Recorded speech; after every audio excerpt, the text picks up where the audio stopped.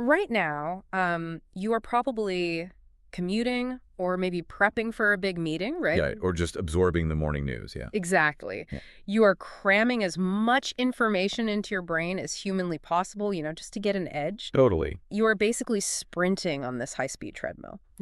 But I want to pause the machine for a second. Okay. I want to ask you a deeply uncomfortable question.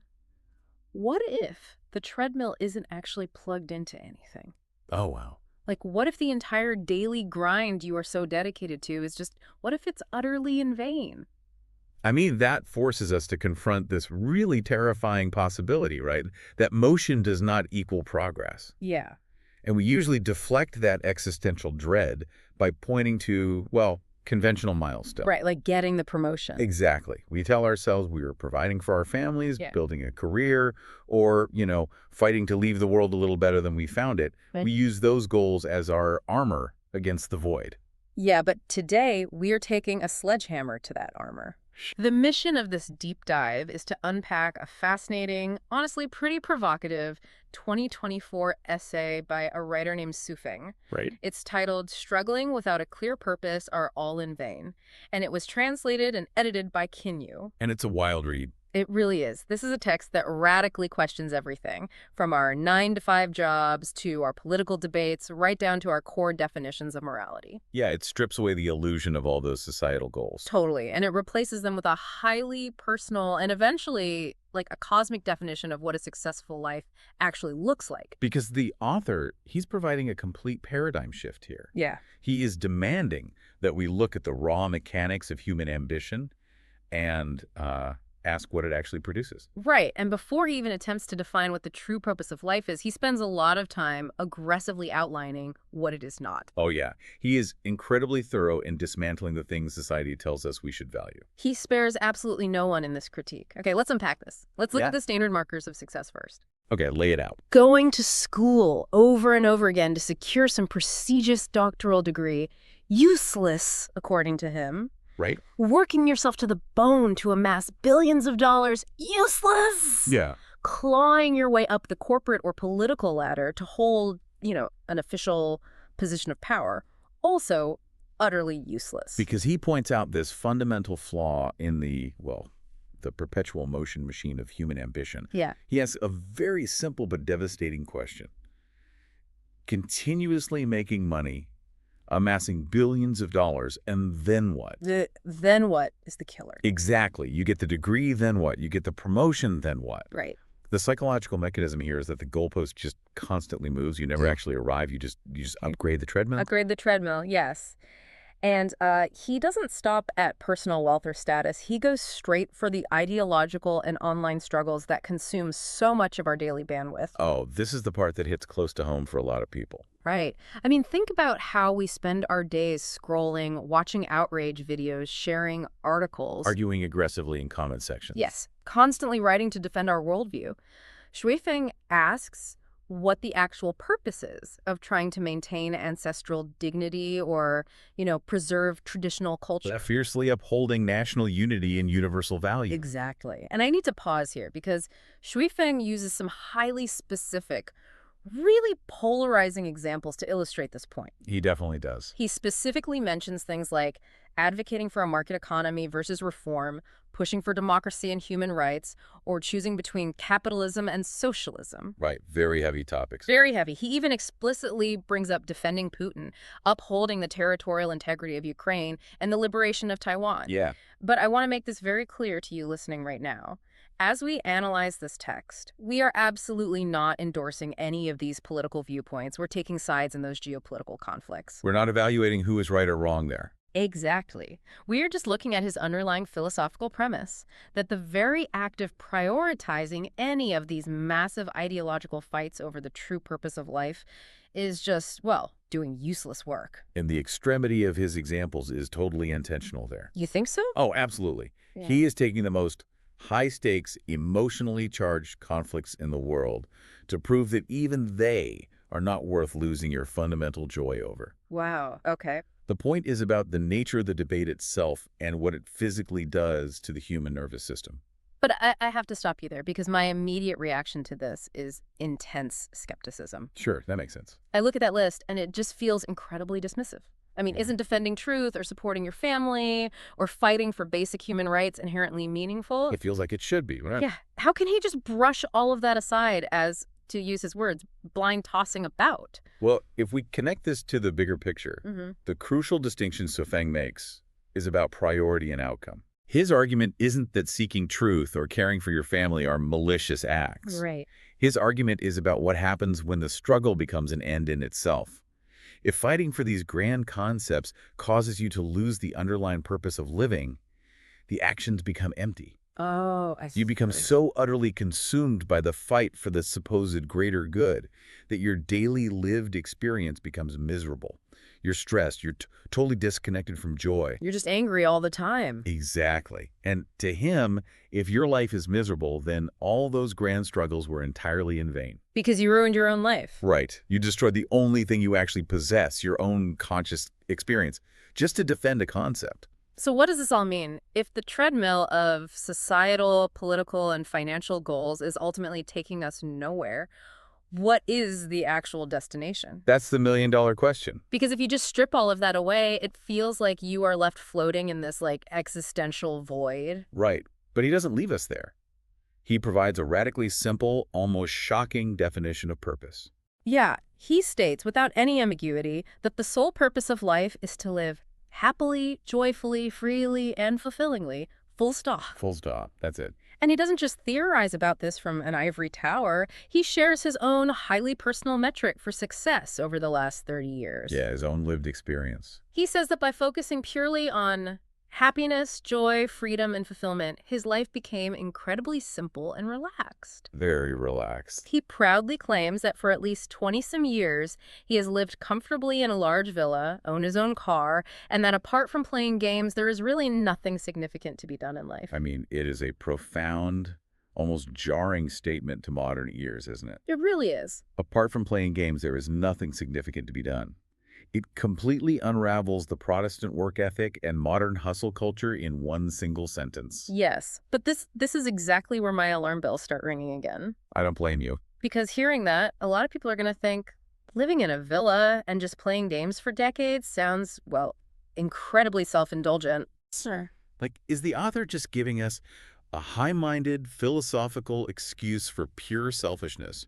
What if someone's personal joy comes at the expense of others? See, what's fascinating here is that assumption is exactly what Xufeng is trying to dismantle. Okay, how so? To understand his framework, you have to look at how he uses this baseline of joy to completely redefine morality. Yeah. He admits he used to think morality was this remarkable, complex, elevated discipline.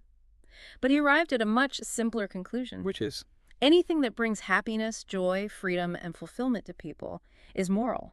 Anything that doesn't is immoral. Yeah, that's simple. That's simple. And regarding your point about joy at the expense of others, exploitation inherently requires maintaining power, right? It Yeah. requires hiding actions, fearing retribution. That creates friction. That is just another stressful treadmill. Oh, I see. True, unattached joy in this philosophical framework naturally precludes doing harm, because doing harm destroys your own inner stillness. That is a massive paradigm shift. He is evaluating the structures of society strictly by their ROI, their return on investment in human joy. It is a radical, bottom-up approach to human value.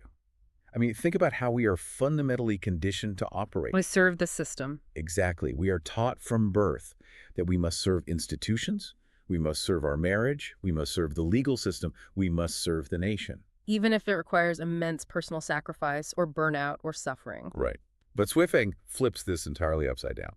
He argues that a nation, a marriage, a constitution, or a set of laws are utterly useless if they do not actively enable people to live happy, joyful, free, and fulfilling lives. So if a national duty or a traditional expectation doesn't output happiness, it's a failed system. Yes. It's not just about a guy wanting to play video games in his house. It's a complete restructuring of how we measure utility. We shouldn't be upholding or defending anything if it doesn't lead to that baseline of freedom. He is essentially demanding that you stop acting as a martyr for abstract concepts. Yeah. Humans have spent centuries dying for flags, borders, and dogmas. Yeah. Shuofeng is saying, if the institution isn't serving your joy, Why are you sacrificing the only life you have for it? Wow. The institution should justify its existence by making you happy, not the other way around. But wait, I have to jump in here. Humans are wired for novelty and growth, right? Sure. If you remove all the struggle, all the friction, and you just play games in a villa for decades, you don't reach enlightenment. You reach sheer boredom. That's a fair point. How does he account for the eventual psychological plateau of pure comfort? You surely don't just sit on the couch for eternity. Well, you just hit on the exact mechanism that triggers the next stage of his philosophy. Oh, really? Yeah. The pursuit of joy isn't a dead end of mindless consumption. It is a launch pad. Okay. Shuofeng writes that when a person finally achieves a life of pure happiness and fulfillment, when their nervous system is no longer locked in a fight-or-flight struggle over wealth or politics, their mind naturally turns toward the afterlife. The afterlife. Yes, and the deeper mysteries of existence. Here's where it gets really interesting. It's almost like a spiritual version of Maslow's hierarchy of needs. Oh, I like that analogy. Right. Yeah. Like it's almost like being in a noisy, crowded room where you can't even hear yourself think. The aimless struggles for money and status are the noise. Yes. Finding personal joy and retreating to the villa is like stepping out of that chaotic room into the quiet night. Right. And only once you are standing in total silence and the ringing in your ears finally stops, do you actually have the capacity to look up and notice the stars. That captures the psychological mechanism perfectly. The stillness of the fulfilled life is a strict prerequisite for cosmic awareness. You have to have the silence first. Exactly. You simply cannot ponder the bounds of time and space if you are furiously arguing in a comment section about an election. So true. Or lying awake stressing over a corporate promotion. Once the daily friction of life is removed, exploring the mysteries of life, time, and space becomes your new primary purpose. And he says that uncovering these mysteries doesn't negate the happiness you've already found, right? Yeah, not at all. It actually deepens it. You transition from living a comfortable human life to living what he calls the life of a celestial being. Yeah, and the term celestial being here shouldn't be confused with, like, a magical creature. Right, it's not a fairy tale. Exactly. In this context, it represents a state of hyper-awareness unlocked by removing mundane anxiety.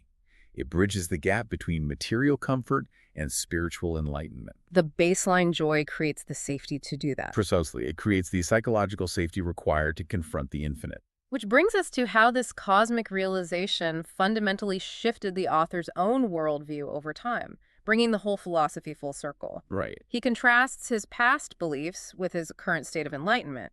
He writes that in the past, when he was in what he calls a state of partial enlightenment, his worldview was essentially that life is like a dream. Yeah. He believed that the four elements are empty and that life should just be fully experienced without regrets. Let's pause on that phrase. The four elements are empty. Yeah, what does that mean in this context? In Eastern philosophical traditions, this essentially means recognizing that the physical building blocks of reality, earth, water, fire, and wind are fundamentally transient. They hold no permanent, independent self.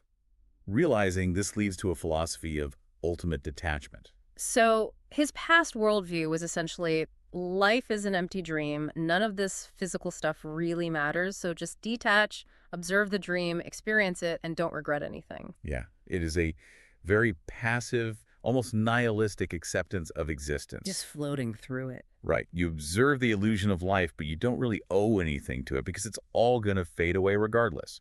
It is a state focused entirely on personal peace and insulation from the world's suffering. But then he contrasts that passive detachment with his current worldview, which feels radically different. It is a massive leap. He now believes that life is a journey with boundless life, and the ultimate aim is actually benefiting sentient beings and reaching the heavens. I need help connecting these dots. Because he went from life is an empty dream, just detach and play games, to this incredibly heavy, active responsibility of benefiting sentient beings.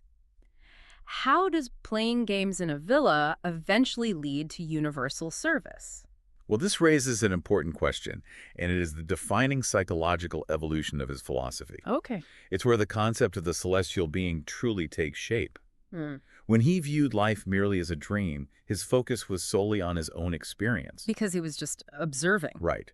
But as he transitioned from that partial enlightenment into cosmic awareness, understanding the boundless nature of time and space, his mission naturally became active and outward-facing. Why? The mechanism here is the dissolution of the ego. Oh, Because when you are completely full, when you want for nothing and fear nothing, the ego doesn't need to defend itself anymore. Precisely. The joy he cultivated wasn't just a shield to protect him from the world anymore. Right. Once you truly understand the boundlessness of life, and you have zero anxiety about your own survival or status, the natural, unavoidable progression of that absolute freedom is a profound empathy. You just naturally want to help. You want to elevate others. The ultimate destination of purely selfish, unattached personal joy is, paradoxically, universal altruism. That is wild. You can only truly pull someone out of the mud if you are standing on solid ground yourself. So the progression is a very specific sequence.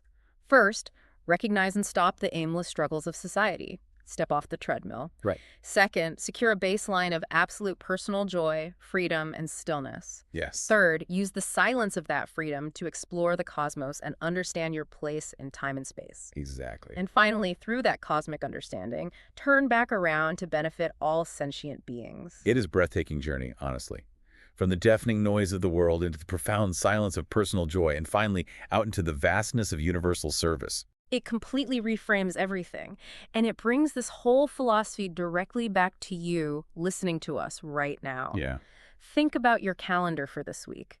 Think about the articles you've shared, the career goals you are stressing over, the arguments you've had recently. Endless comment sections. Exactly. Look closely at all that effort and ask yourself, are you stuck in a cycle of aimless struggles? Or are your actions actually generating tangible happiness, joy, freedom, and fulfillment in your life right now? Are you blindly serving the institutions, or are you demanding that they serve your joy? Such a good question. And as you look at your own life through that lens, I want to leave you with one final lingering question to ponder that builds on the deep logic of Shuofeng's text. All right, lay it on us. He argues that we must first completely abandon societal struggles to find our own personal joy, and only then do we evolve into celestial beings whose ultimate goal is to benefit sentient beings. Right. Here is the paradox to wrestle with. Is absolute unattached selfishness a strict prerequisite for true selflessness? Can we only truly help the world once we have entirely stopped struggling for it? Man, what a thought to end on. Do you have to step off the treadmill entirely and abandon the fight before you can actually help anyone else? It's something to think about. We're going to leave you to untangle that paradox on your own.